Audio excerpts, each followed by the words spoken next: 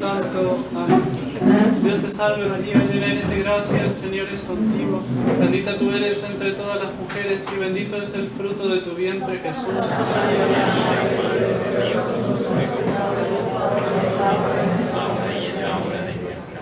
Madre del buen consejo, San Pío X, San Juan Bosco, en nombre del Padre, del Hijo y del Espíritu Santo. Amén.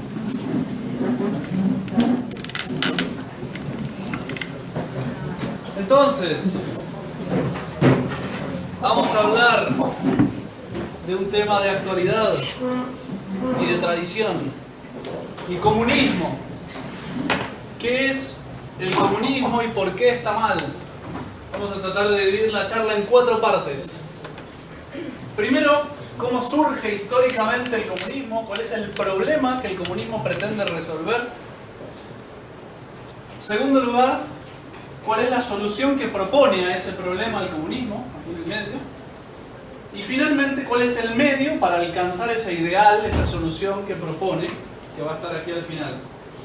Y vamos a estudiar en particular, al final, voy a dejar un poquito más de tiempo, a un personaje impresionante que es Gramsci, es un italiano, comunista por supuesto, pero que le da al comunismo la forma actual, la forma en la que está penetrando en todos lados. Y eso es lo que vamos a explicar un poquito más, esa forma que le da al comunismo Gramsci y que pues no deja de ser muy interesante estudiarla para poder sacar conclusiones.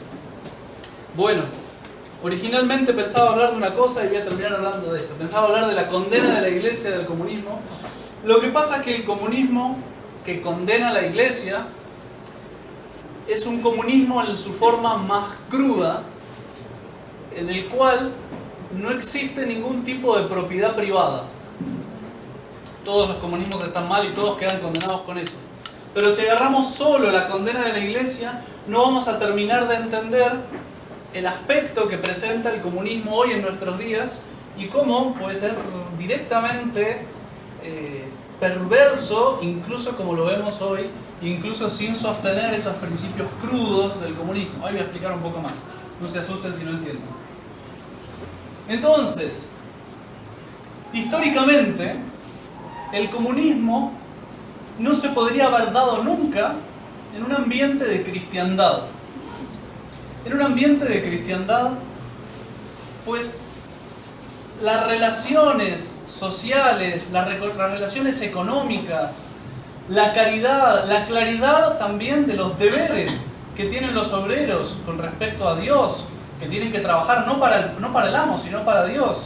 Los deberes que tienen los patrones, que el obrero no es un esclavo, el obrero es un cristiano igual que viene a comulgar al lado mío en la misa, que es una persona que tiene pues derecho, así como trabaja, tiene derecho a su sueldo, a su mantenimiento, a sus necesidades, que es una relación como un cuerpo humano, como hay órganos que cumplen distintas funciones.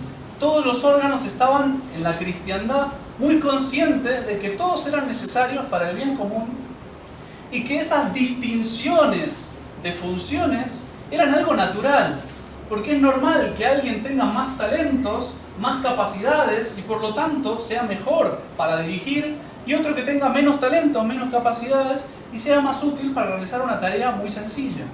Bueno, pero las dos cosas son engranajes del mismo cuerpo, son órganos del mismo cuerpo que colaboran al bien común de todos, de la sociedad. Eso estaba clarísimo en la cristiandad y todo el mundo tenía muy claro que tenía que portarse bien porque si no Dios lo castigaba. En el cristiano es muy clara la noción de pecado y todas las obras exteriores mal hechas son un pecado. Y la religión cristiana habla clarísimamente de que, por ejemplo, no pagarle el sueldo justo al obrero o oprimir a las viudas es un pecado que clama al cielo, que pide venganza de Dios a los hombres de esta tierra. Eso estaba clarísimo.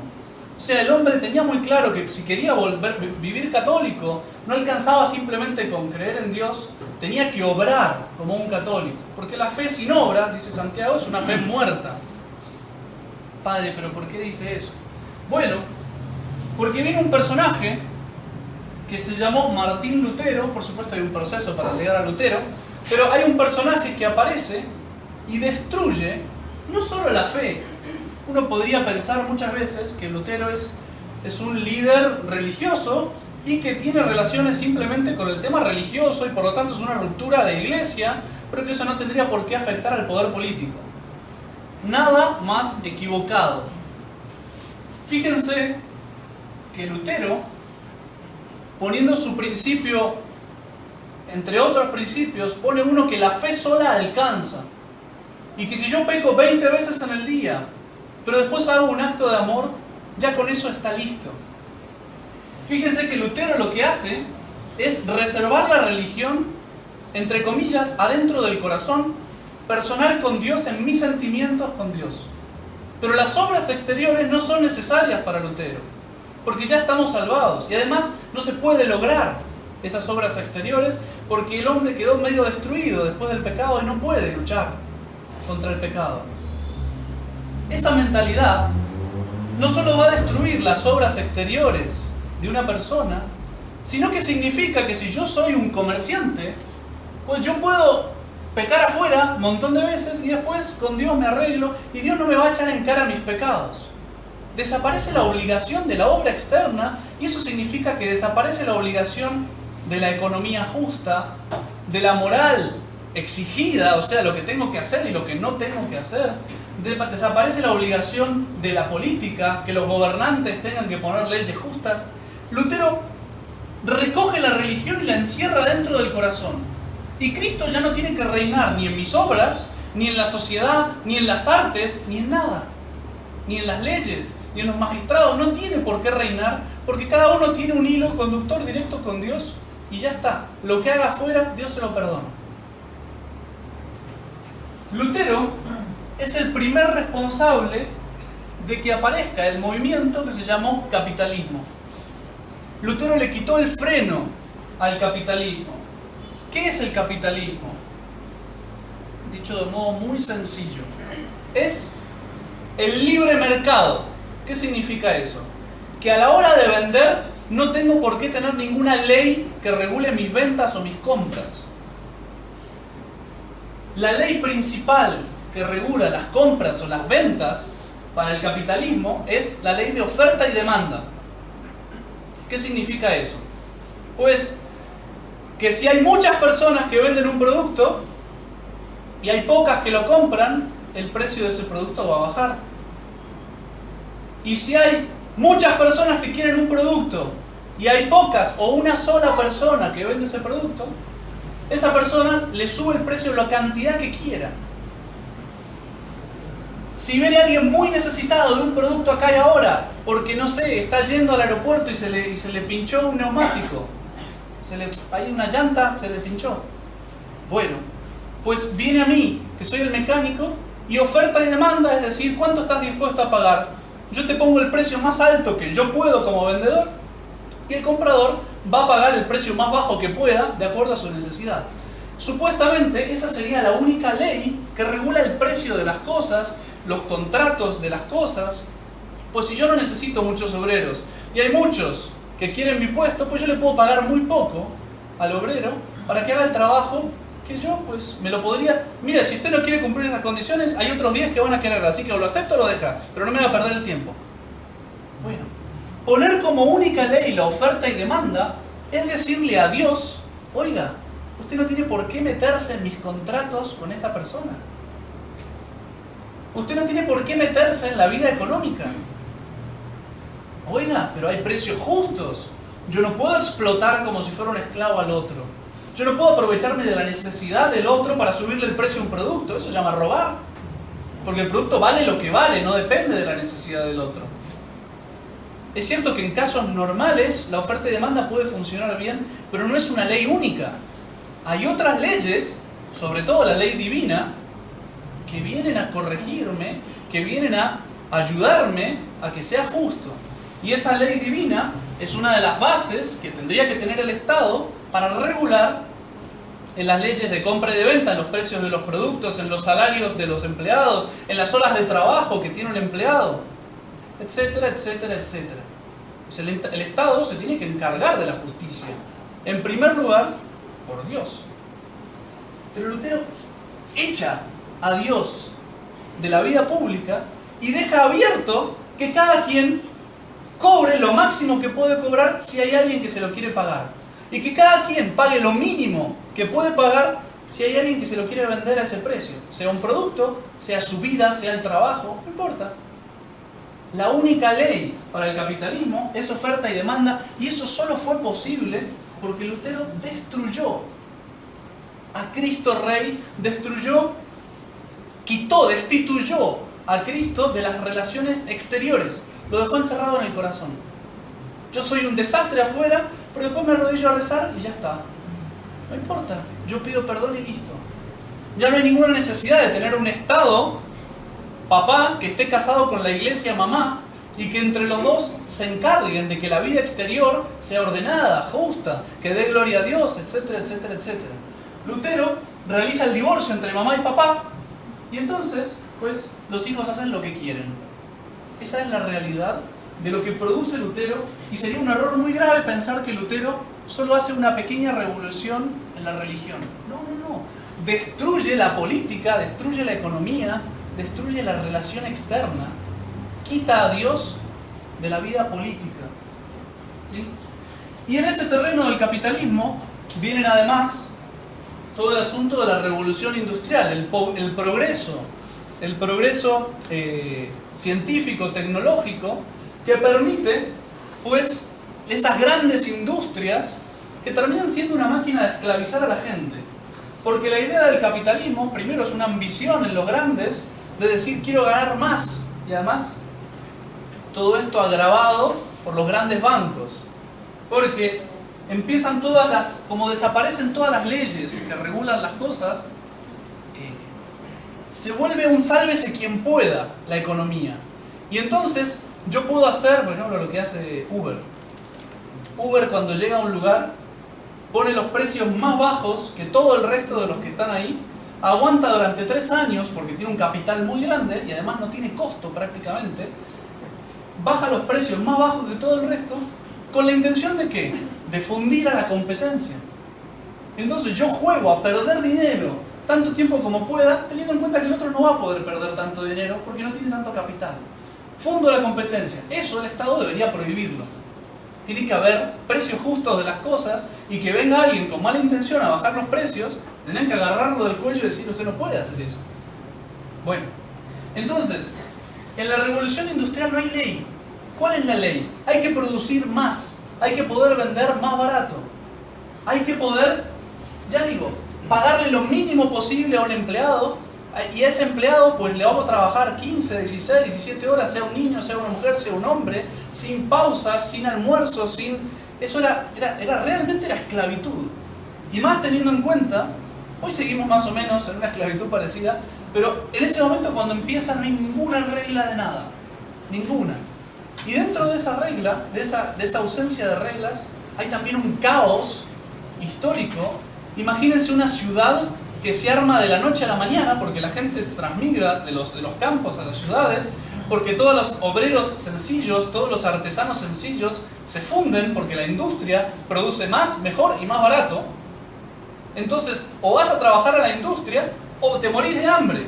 Entonces hay una migración para la industria, hay una guerra de precios también, pero esa migración para la industria significa que las ciudades, los pueblos donde se establece la industria, se transforman en ciudades por la cantidad de población, pero no tienen infraestructura para soportar esa población.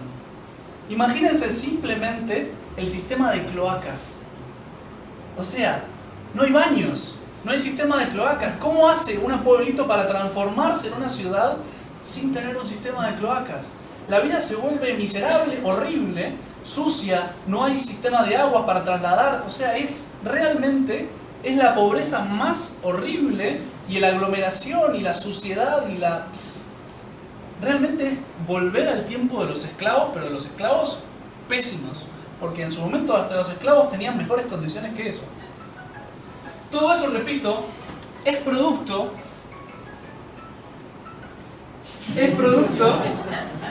no de la Iglesia Católica, sino al contrario, del abandono de la Iglesia Católica y del abandono de que Dios no tiene por qué meterse en la vida pública.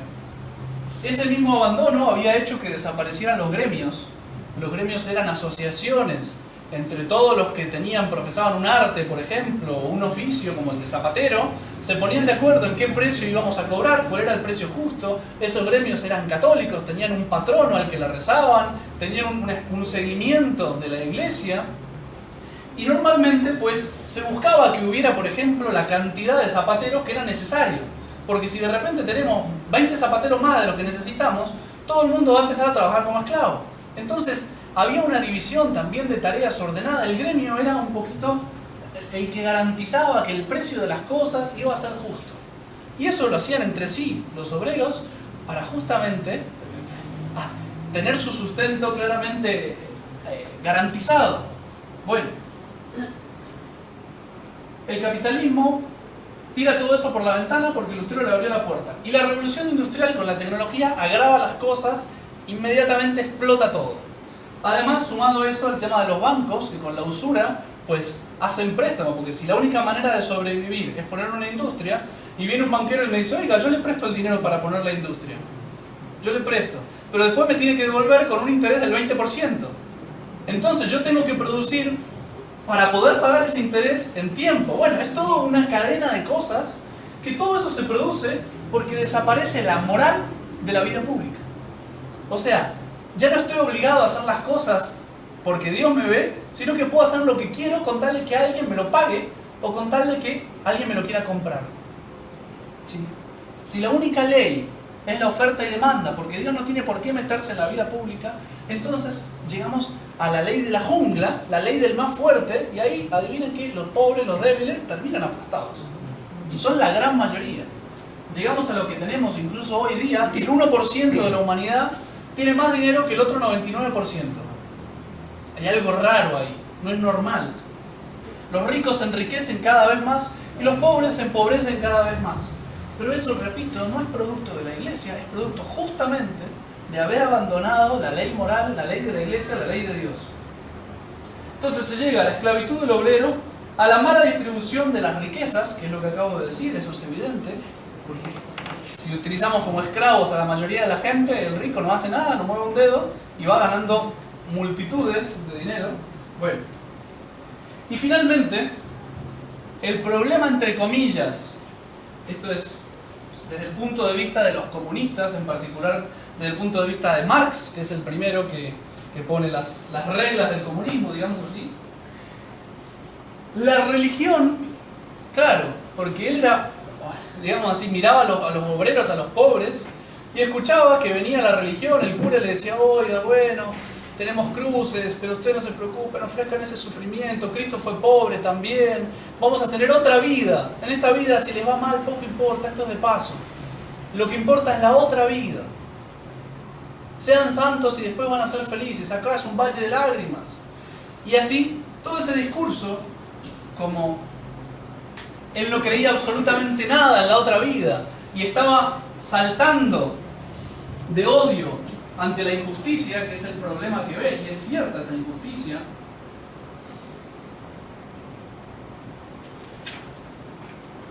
pues él dice, la solución, me adelanto acá, la solución sería buscar esa igualdad a través de la revolución. Adelanto rápido. ¿Por qué? Él ve toda una clase oprimida, que es la gran mayoría, y dice, si esta gente se planta y dice, no queremos trabajar, el de arriba muere de hambre. No hay vuelta. Eso se soluciona. Lo que tenemos que hacer es lograr esa revolución para alcanzar después una igualdad y una distribución junta de las riquezas. Vamos a dejar eso por ahora ahí. La religión es justamente, él llama el opio del pueblo. El opio es una droga que adormece, que deja tonto, que deja como con ganas de dormir un montón de tiempo y duerme normalmente con sueños alucinógenos y demás. Él dice que es el opio del pueblo porque es como que los mantiene para que no lleguen a la revolución, que sería la reacción sana del organismo, digamos así, ante esa opresión que está recibiendo. Eso dicen los comunistas, ¿no es cierto? Y la religión dice, no, esa no es la solución. La solución no es esa, no es salir a hacer una revolución. Sí, hay que reclamar, pero pacíficamente, hay que llegar a un acuerdo. Entonces, él escuchaba solo lo que le decían a las clases obreras Y no escuchaba lo que le decían a los patrones. Claro, a los patrones también le decían, usted tiene que dar un salario justo, si el hombre tiene familia, tiene que ayudarlo a mantener esa familia. Bueno, todas las cosas justas, no puede poner simplemente ley de oferta y demanda, hay un precio justo de las cosas que se ve, bueno, eso también sí, un poco por oferta y demanda, pero también no puedo tener en cuenta la necesidad, no puedo aprovecharme de la necesidad, no puedo aprovecharme del monopolio, no puedo fundir a la competencia jugando a pérdida, todas esas cosas que la iglesia le dice a los que tienen capital, a los que tienen poder, a los que mandan sobre los otros, ellos no la escuchan, no les preocupa esa parte. Ellos sienten que a la religión, al insistir al hombre que lleve su cruz y no se queje, y que gane su alma, porque al fin y al cabo en esta vida, si tengo riquezas o no, si tengo sufrimientos o no, con tal de que llegue a la otra, esto es un ratito y lo otro es una eternidad. Y él dice, lo que están haciendo, esa religión, es que está al servicio de los ricos, esa religión está al servicio de los ricos para calmar a los pobres y que trabajen sin quejarse. Esa es la mentalidad del comunista. La religión hace que los pobres trabajen sin quejarse. La religión es lo anti-revolución, es la anti-revolución. Es el peor enemigo de la revolución, que sería el gran medio del comunista. Es justamente lo primero que hay que lograr es la revolución. Pero vamos por partes. Entonces, el problema está claro, es un problema real. Ahora, ¿cuál es la solución que va a proponer el comunismo? El comunismo ve una minoría que tiene todas las riquezas y que está esclavizando a la inmensa mayoría, que lo que tiene es el trabajo.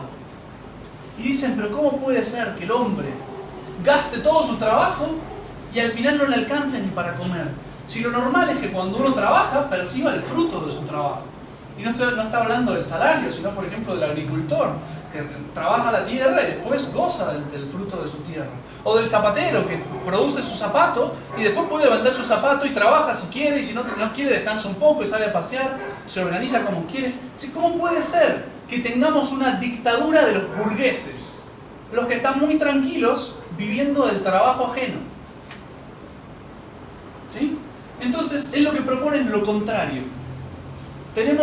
La solución es una dictadura del proletariado. El proletariado, ¿quién es? Es el que pone su trabajo y percibe un sueldo.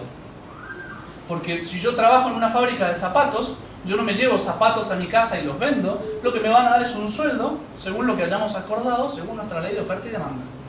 Y me van a estafar seguramente porque el dueño de la fábrica a cada zapato le va a sacar un 90% y al empleado le va a dar un 3, un 4, un 5% y el otro porcentaje va a ser de los gastos de materiales.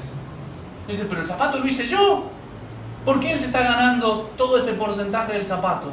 Si no movió un dedo. Claro, porque tiene las máquinas de producción y tiene el capital. Entonces dice, hay que dar vuelta a la cosa. Para eso hay que sacarle los medios de producción al rico. Esos medios de producción tendrían que estar en el Estado. Y entonces todo el mundo pondría su trabajo y de acuerdo al trabajo que ponga, el Estado le daría su sueldo. Y suena hermoso. Suena como diciendo, wow, oiga, va a haber igualdad por primera vez.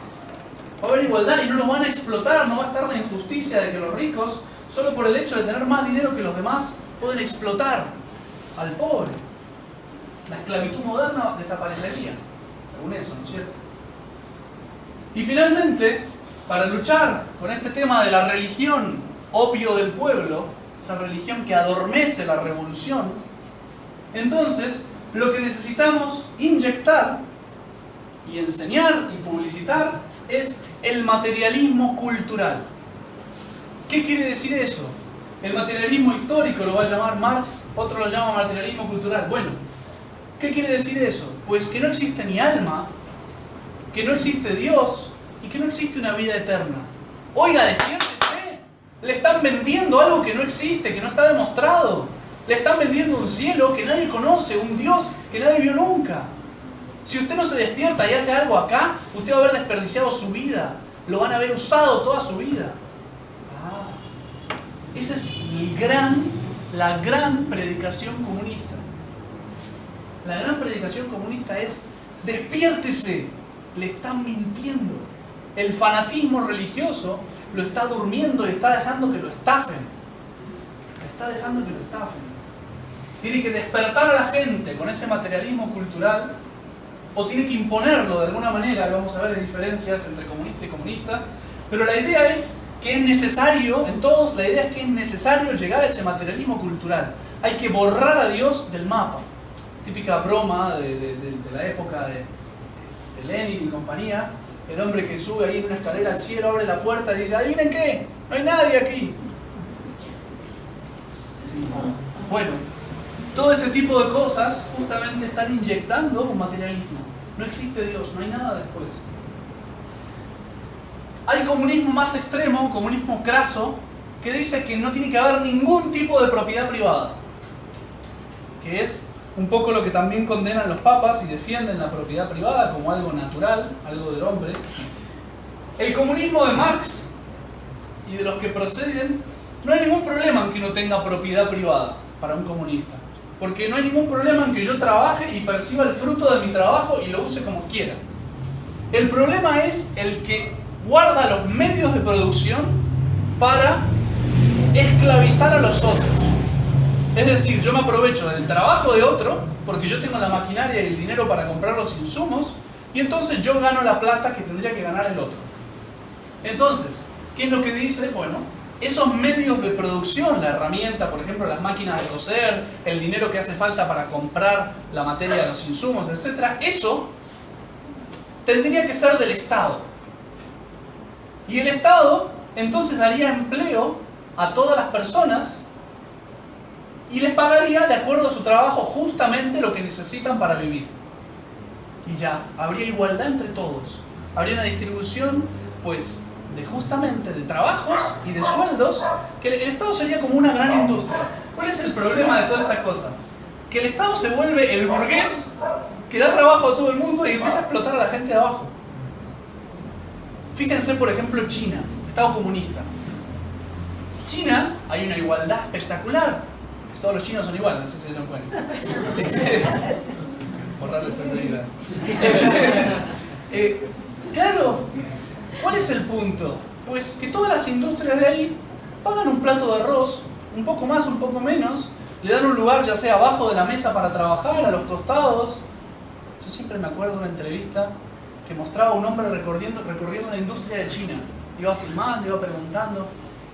Yo no lo puedo creer, había chinos en todos lados, pero trabajando, literalmente abajo de la mesa, trabajando, aprovechaban cada huequito, cada espacio, cada detallito, y lo hacían producir. Y después en un momento de la entrevista se asoma por la ventana y ve como una malla ahí, como una red.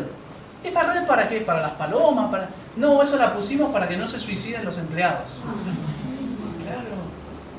Imagínense el chino que trabaja 15, 16 horas. Y lo único que lleva a la casa es un plato de arroz. Esa vida no se puede aguantar mucho tiempo. Y que si da la menor queja, lo tiran afuera y agarran. Hay millones de chinos para reemplazarte. No te podés quejar. No te podés quejar. Y si hay alguien que tiene más talentos que vos, y van a llamar al que tiene más talento y vos te vas a quedar afuera. No hay igualdad, ni siquiera en la China. Pero fíjense que el gobierno es lo más floreciente que hay. Porque China económicamente es una superpotencia. ¿Cómo puede ser que todos los chinos mueran de hambre? Porque la dictadura del proletariado, es decir, que todos los que trabajamos seamos los que... Eso es una utopía. Siempre va a haber alguien dirigente, y ese alguien dirigente tiene pecado original, y si ve que puede ganar plata y aprovecharse, lo va a hacer. Lo va a hacer. Y lo que es peor es que China es un engranaje más del capitalismo. Porque China son los esclavos que producen materia para el capitalismo, que la producen al precio más bajo que pueda hacer, con la eficiencia que solo los chinos pueden tener, y la distribuyen a todo el mundo. O sea, China, el país comunista por excelencia, es un engranaje del capitalismo, financiado por bancos y aprovechado pues en esa compra-venta por todo el mundo. Sí, bueno. El medio para llegar a ese paraíso en la tierra, porque justamente esa es la predicación, ¿no? No hay paraíso allá, hay que buscarlo acá. La igualdad tiene que darse sí o sí, y hay que estar dispuesto a matar por eso. Ese es realmente esta igualdad. Padre Castellani, para que quizás algunos los conocen, es un sacerdote argentino, muy irónico, sacerdote argentino y la murió hace tiempo. Y decía, con versos, igualdad le oigo gritar al jorobado Fontova. ¿Se dice jorobado el que tiene joroba? Igualdad le oigo gritar al jorobado Fontova. ¿Querrá verse sin joroba o nos querrá jorobar? Bueno, esa es la igualdad que está, que nos jorobemos todos. También el rico que venga acá y sufra hambre conmigo. Bueno, vamos a estar en la misma, ¿sí?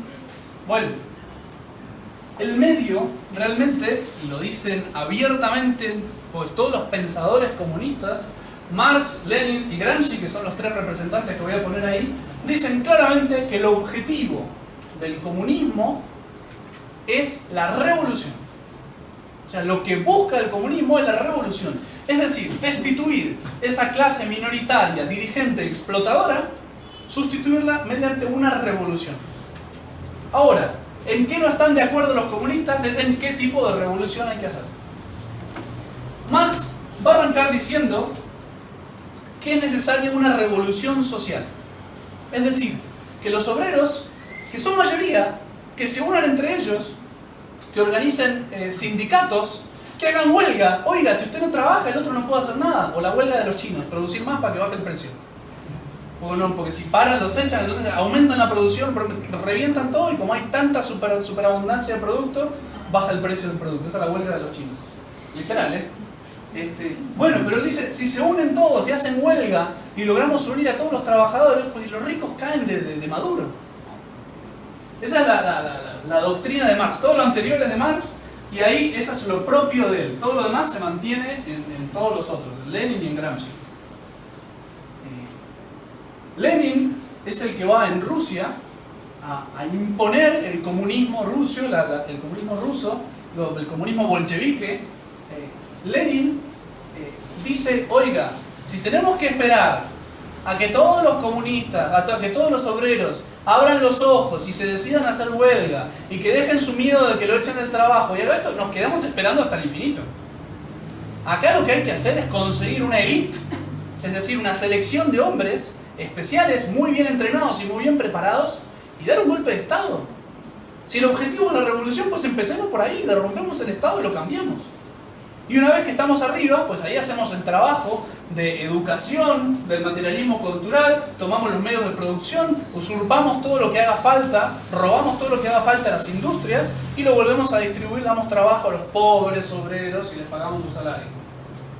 Bueno, esa revolución de Lenin costó cerca, decíamos ayer con algunos de ustedes, 150 millones de muertos. Confesado públicamente. Y para ellos está bien, porque la causa lo vale. Oiga, es que alcanzar esa igualdad no se puede alcanzar en la utopía, dicen ellos.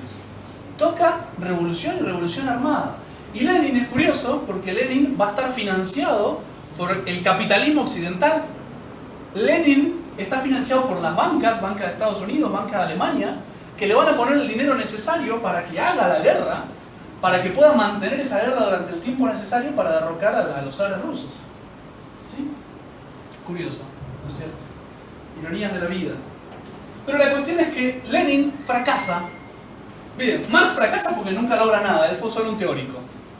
Lenin fracasa porque a pesar de haber logrado el poder político, de haber conquistado el Estado por la fuerza, en el año 1991, si no me equivoco, cae el muro de Berlín, se derrumba el comunismo ruso. ¿Por qué? ¿Qué fue lo que le pasó a Lenin? Va a decir Gramsci. Dice, Lenin se equivocó porque quiso poner un poder político que no iba a ser nunca reconocido por los súbditos. Quiso poner un poder político sin tener antes el reconocimiento de los súbditos. Acá tenemos un dibujito. Esta es la idea que tiene Gramsci de estos tres elementos. Para Marx, la economía es la base. La economía es realmente lo que hay que conquistar. Hagamos huelga, hagamos un bloqueo económico y vamos a conquistar necesariamente el poder político, y cuando tengamos el poder político vamos a poner el tema cultural, ese materialismo ateo, lo vamos a imponer, pero eso es la añadidura.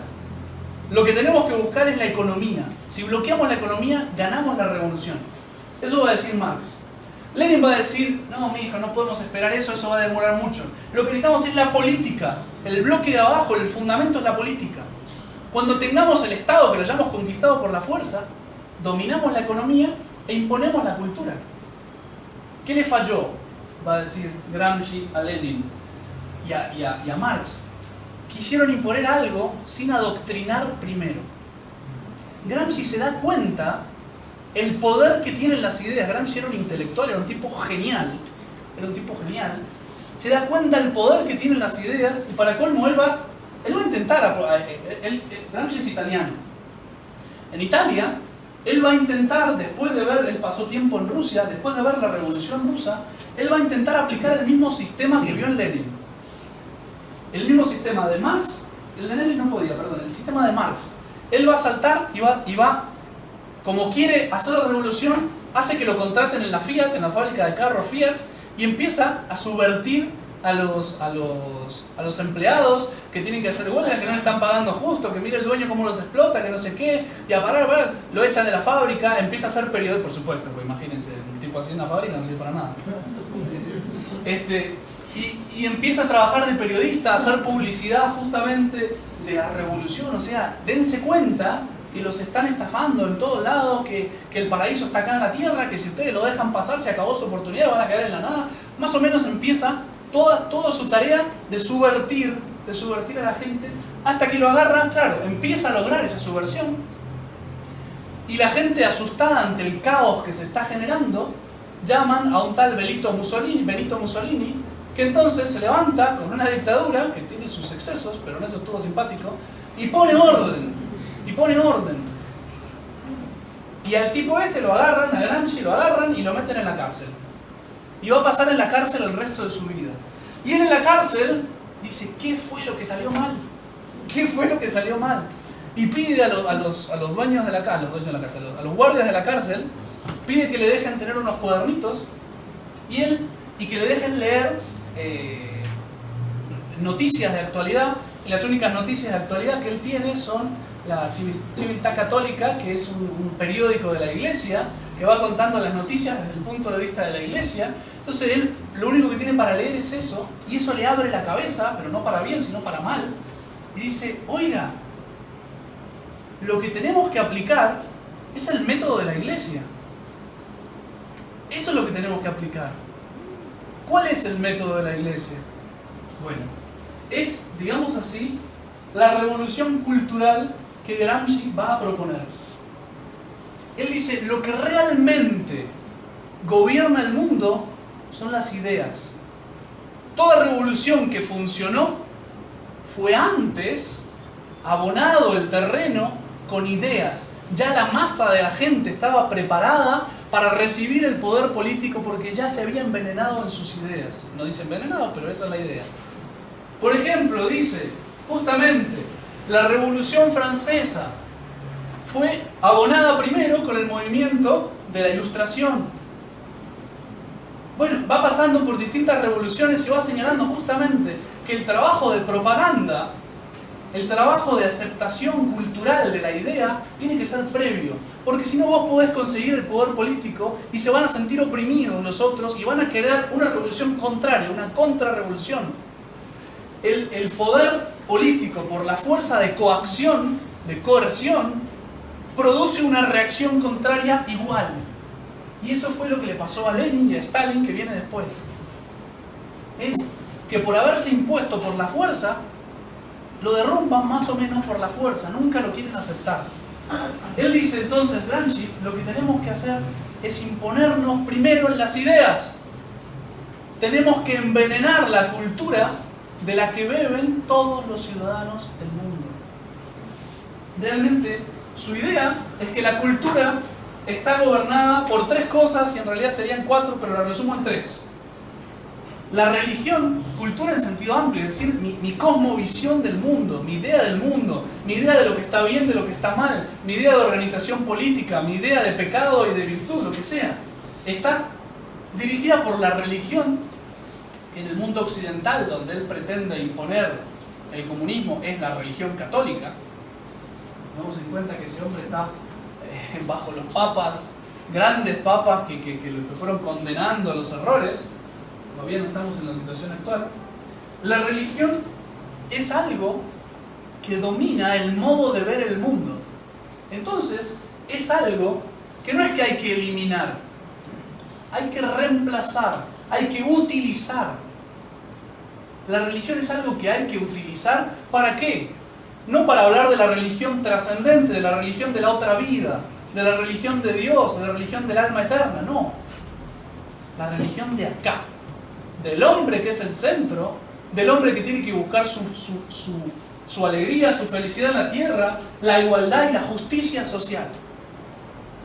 Hay que reemplazar la religión de lo trascendente, de lo eterno, por la religión de lo inmanente, de lo que inmane, de lo que permanece aquí, de lo que solo tiene esta vida para ser feliz. Y finalmente no, el segundo punto es la educación y las artes. Él se da cuenta que el que domina en la política va dominando también en las escuelas, en las universidades, en la música, en lo que sea. O sea, va inyectando eso en todos lados. Bueno, hay que empezar por ahí, dice él. Hay que empezar por ahí. Hay que meterse en las escuelas, hay que meterse en las artes, hay que ser los mejores artistas y usar las artes como instrumento de mis ideas, para inyectar mis ideas. Y ustedes vean, muchas veces las canciones melódicamente más bonitas, poéticamente más artísticas, tienen en nuestros días ideas comunistas. Bueno. Y finalmente dice los medios de comunicación. ¿Qué son? Pues radio, televisión, cine, hoy son redes sociales. Bueno, hay que meterse en eso y con eso uno genera una opinión popular que él va a llamar pues sentido común, pero no tiene nada que ver con lo que uno habla de sentido común. Él dice lo que siente la gente común, lo que la gente siente por intuición de que es bueno o es malo. Eso es un producto simplemente de la propaganda. Propaganda que va a ser la religión, que va a ser la escuela, que van a ser los medios de comunicación. En definitiva, Gramsci propone una revolución sin tirar un solo tiro. Una revolución cultural, una revolución de propaganda en un sentido muy amplio, en un sentido de educación, en un sentido de repetición constante de las ideas. Él va a decir que estas tres cosas que hay que conquistar tienen dos etapas. La primera etapa es destruirlas. Y la segunda etapa es reconstruirlas.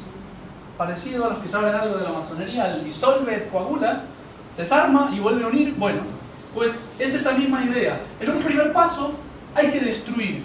Y para ese destruir no hace falta que uno diga todas sus intenciones en voz alta.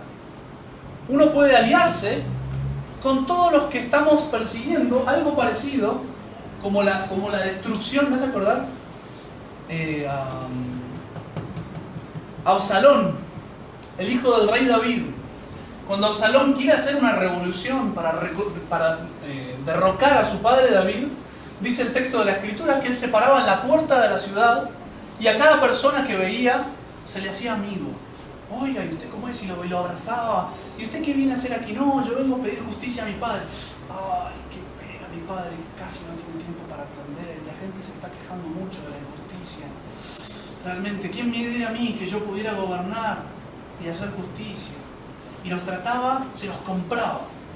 Y hacía cada persona que entraba, de tal manera que generara, primero el odio al rey David, y segundo la aceptación de él como rey en cuanto fuera preciso. Esa es la idea del destruir. Aliarse con todo aquel que tiene alguna queja con el superior. Que en el sistema capitalista es facilísimo. O sea, tener quejas del Estado es un espectáculo. O sea, te da todo servido para quejarte. Todo servido.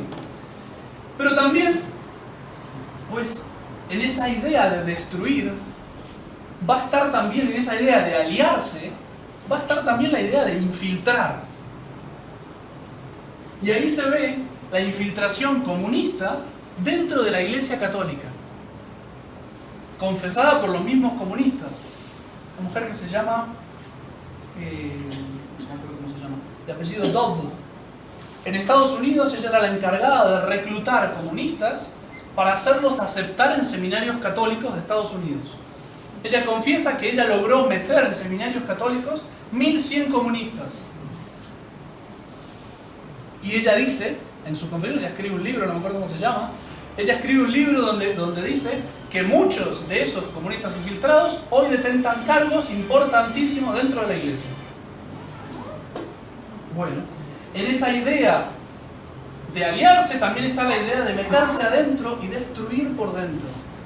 Destruir por dentro. Hay un libro que está muy bueno, que está en digital, se puede conseguir fácil, Memorias de un antiapóstol. Pues es un comunista que justamente va mostrando todo ese paso de meterse adentro de la iglesia y todo el daño que pretende hacer por dentro de la iglesia. Bueno. Lo mismo en la educación y lo mismo en los medios de comunicación, meterse en las escuelas, meterse ahí, aliarse con los que están contra el gobierno, sea por lo que sea, generar descontento, sembrar cizaña, digamos así, que la primera parte de todo este asunto es sembrar cizaña, sea dentro de las universidades, sea dentro de la misma religión católica, sembrar cizaña, ya sea material o sea ya sea doctrinal, sembrar dudas, ¿será que sí, que esto, que lo otro? Y todas las interpretaciones de la Sagrada Escritura materialistas y acá, y que tiende realmente uno a pensar que no hay resurrección, que la Virgen no fue virgen, o que Dios no existe tanto, o no se preocupa tanto, pues es de creer que los comunistas se preocuparon realmente por hacer que eso se difundiera y se inyectara en la sociedad. ¿Sí? La segunda etapa de destruir es la de silenciar al enemigo. Yo tengo que criticar todo lo que puedo y no tengo que dejar que el otro se defienda. Y para eso burlarse, quitarle el micrófono, digamos así, para que no pueda hablar, hacerlos echar de las escuelas, hacerles la vida imposible, por ejemplo, a religiosos serios, que son santos, con difamaciones, con cosas, que terminen callados, quitarles discípulos en la opinión pública. Y finalmente, y antes de destruir del todo, dice Gramsci, no tenemos que dejar que se destruya todo. Lo que tenemos que tratar es, cuando se está destruyendo, reemplazarlo. Porque el caos es muy peligroso. Si generamos un caos, dice él, entonces tenemos el peligro de que pueda surgir un caudillo que ponga orden. Estaba pensando en Mussolini, ¿no es cierto? O en un Hitler también. Bueno, dice, justamente tenemos que ir reemplazando. Es una tarea que se va dando un poco simultáneamente. Hay que volver a construir. Y la tarea de construir tiene dos grandes objetivos. Formar, en primer lugar, elites, o sea, selección de hombres con más capacidad para hacernos militantes intelectuales de nuestra idea.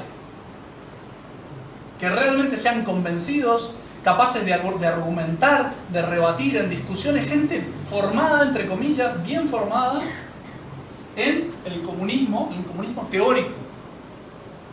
Y a esa gente, pues sí, hay que darle argumentos, hay que darle determinadas cosas. Y con respecto al vulgo, a la masa, que no va a ser capaz de entender demasiados argumentos o no le interesa, hay que repetir. A fuerza de repetir entra cualquier idea. Y él dice que todo eso lo aprendió mirando a la iglesia. Que dice que el gran poder, la gran hegemonía de la iglesia, es decir, la gran unidad doctrinal que la iglesia tiene, viene porque repite siempre exactamente lo mismo. Que eso es lo que termina en las grandes masas generando lo que él llama el sentido común, que nosotros llamaríamos sensus fidei, el sentido de la fe. Es decir, que la gente por intuición sepa lo que está bien, lo que está mal, aunque no tenga grandes razonamientos. Eso se produce porque, bueno, por un lado porque está la gracia adentro, pero por otro porque uno escucha siempre la misma doctrina y va penetrando, se va haciendo carne, sobre todo si uno la escucha desde chiquitico. Que los papás, porque el chico no le va a dar demasiado razonamiento, uno le hace aprender el catecismo casi de memoria. Bueno, pero eso va penetrando, se hace carne y es el modo natural de pensar y de reaccionar. Él dice, eso es lo mismo que tenemos que lograr. Tenemos que repetir a muerte, en especial desde que son chiquitos. Y eso es lo que van a intentar en todas las películas, en todos los medios de comunicación, de radio, en la enseñanza de la escuela, constantemente repetir. A fuerza de repetir se hace carne de la gente sencilla, de la gran mayoría de los hombres que no están pensando en eso en particular o que no tienen la capacidad para razonar demasiado. Y esos son, cuando tengamos esto hecho, el poder político viene solo, se va a recoger, dice él, como el fruto maduro de mucho tiempo de trabajo. Esto puede demorar siglos, pero no importa, es el método más seguro para alcanzar esto de acá, la dictadura de los pobres, del proletariado, de los trabajadores, para poder estatizar los medios de producción, y él dice incluso para que desaparezca el Estado. Vamos a ser todos iguales y cada uno va a tener su trabajo, como si no existiera pecado original, ¿no es cierto? Uno sabe que en cuanto uno puede levantarse un poco más que el otro, se levanta, y si lo puedo pisar un poco más abajo, lo pisa. ¿Sí? La utopía, además de que es antinatural, de que es satánico por su odio a la iglesia, es una utopía, no se puede dar. No se puede dar. Y ni siquiera están de acuerdo entre ellos los comunistas. Lo único que tienen de acuerdo entre ellos es que la religión hay que borrarla. Y eso es lo que perdura en el tiempo, porque no es algo que importe simplemente a hombres, sino que hay ángeles atrás dirigiendo los hilos de la historia. Si desaparecen los ángeles buenos, digamos así, pues empiezan los demonios, los ángeles malos, a mover. O sea, un movimiento de mártires, digamos así, que están dispuestos a sacrificar su vida entera, actuando sin obtener nada en su propia vida, sino siglos después, pues es algo que no es una malicia propiamente humana. Es una malicia angélica que no le importa demasiado el tiempo y que cambia el soldado y lo vuelve a enganchar en la misma dirección. Lo que está dirigiendo ese movimiento, porque están todos peleados y en desacuerdo entre ellos, lo que está dirigiendo ese movimiento son ángeles, son demonios. Pero, ¿qué es lo que me parece genial de Gramsci? Es que es lo que tenemos que hacer nosotros. O sea, y es realmente la idea de Monseñor Lefebvre cuando arma la fraternidad, es decir, oiga, no vamos a poder tomar el poder político, no podemos hacer una guerra si somos una minoría.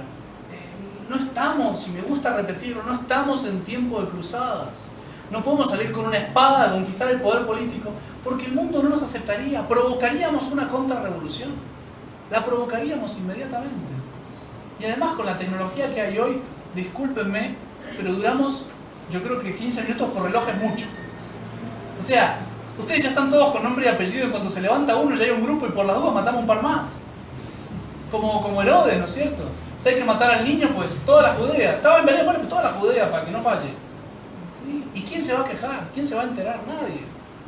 Si se puede tapar lo que usted quiera cuando es dueño de los medios de comunicación. Cuando puede bloquear en las redes sociales lo que usted quiera.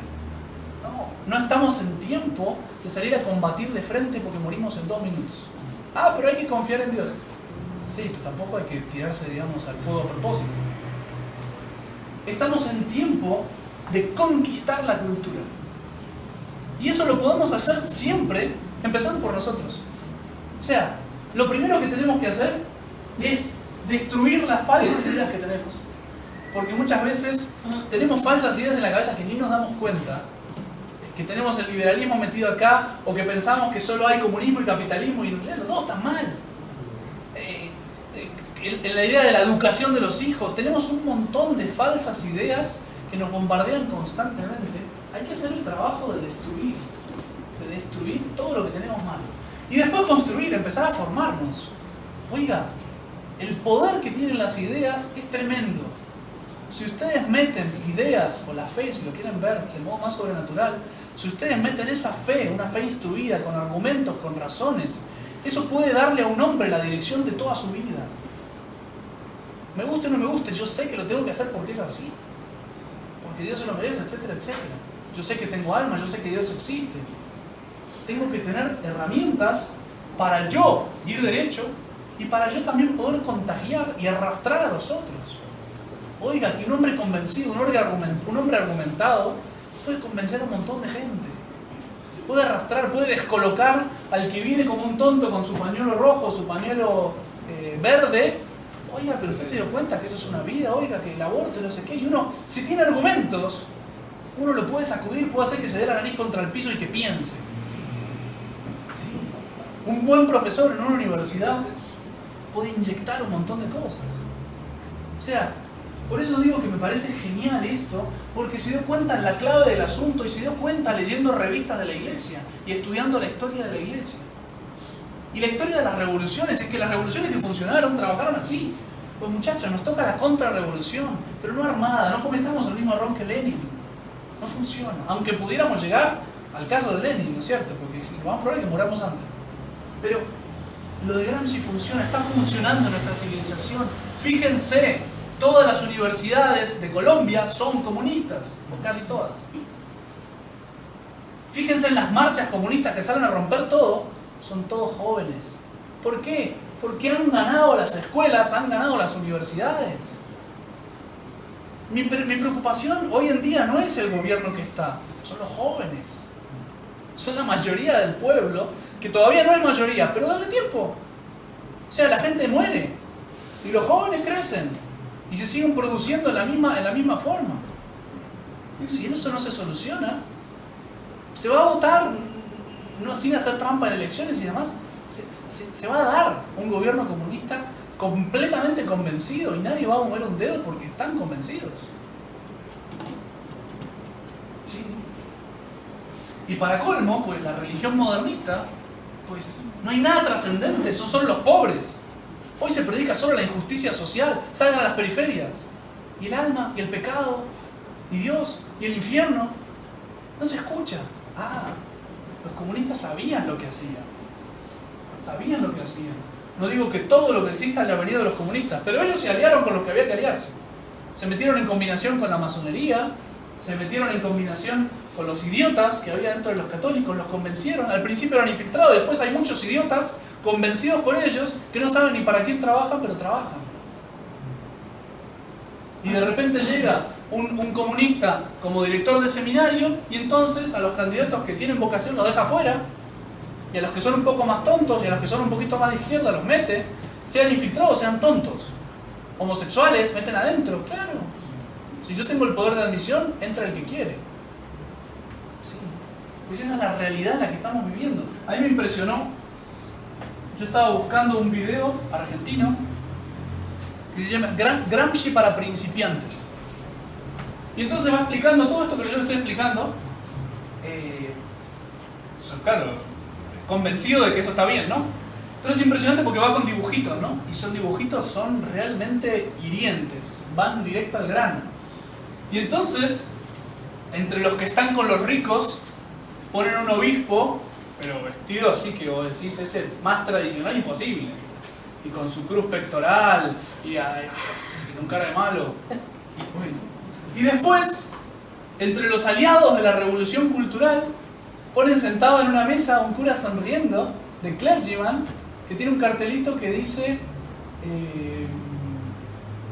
¿cómo se llama esto? Teología de la liberación o una cosa así. Claro. Ellos se dan cuenta que se aliaron con los idiotas y infiltraron desde adentro y destruyeron la religión desde adentro. Ellos se dan cuenta. El mismo Gramsci se interesó muchísimo en un movimiento que se llamaba modernismo, que fue condenado por San Pío X, y dice, eso está genial, eso hay que apoyarlo, y lo dice literalmente, el tipo en vida, ese movimiento hay que apoyarlo. Es que es de una lucidez ese hombre, es realmente el responsable de que el comunismo esté triunfando.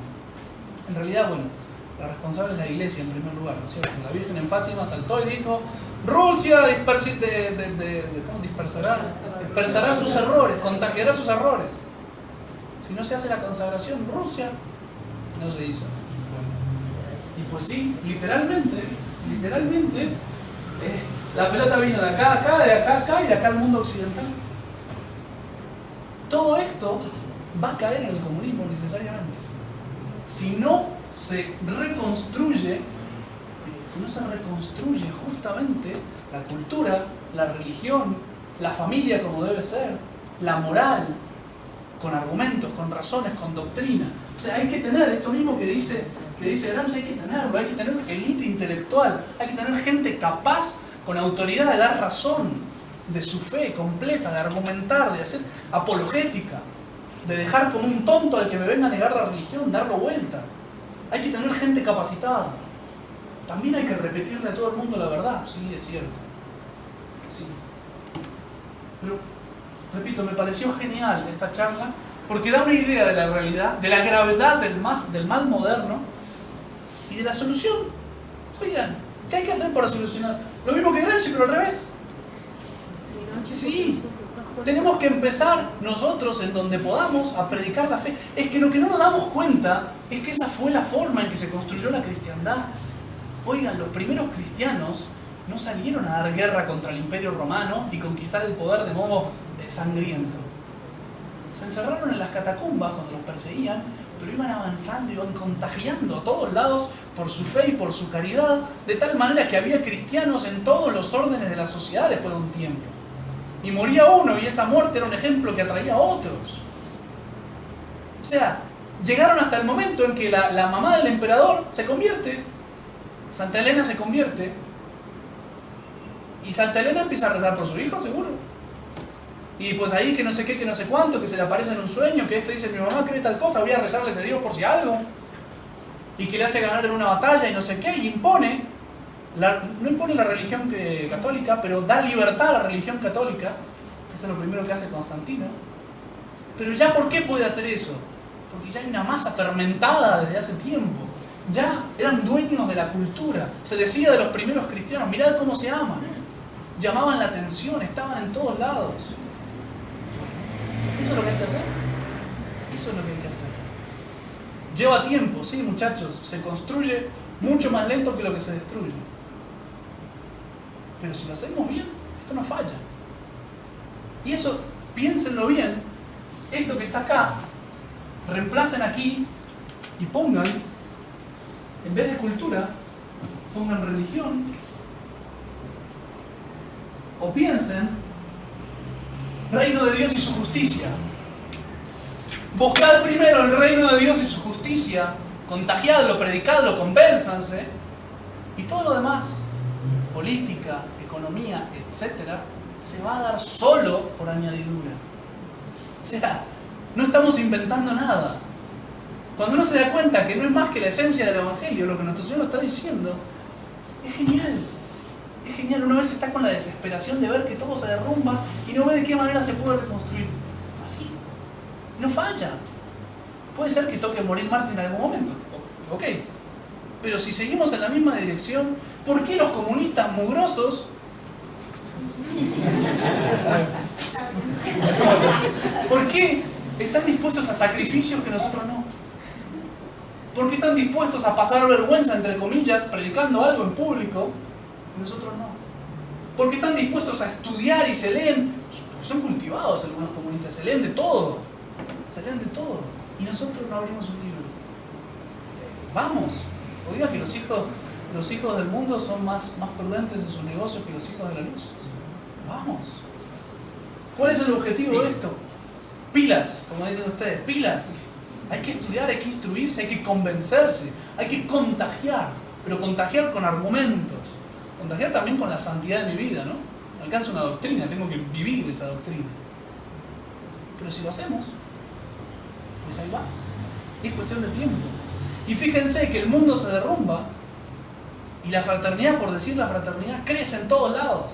Oiga que casi no entrábamos hoy aquí. Y si faltaba el aire también. Bueno, pero así es en todo el mundo. ¿Por qué? Porque una verdad bien inyectada, bien argumentada, bien defendida, sobre todo si es una verdad sobrenatural, eterna, inmutable, infalible, necesariamente conquista almas y convence gente y cambia vidas. Cambia vidas.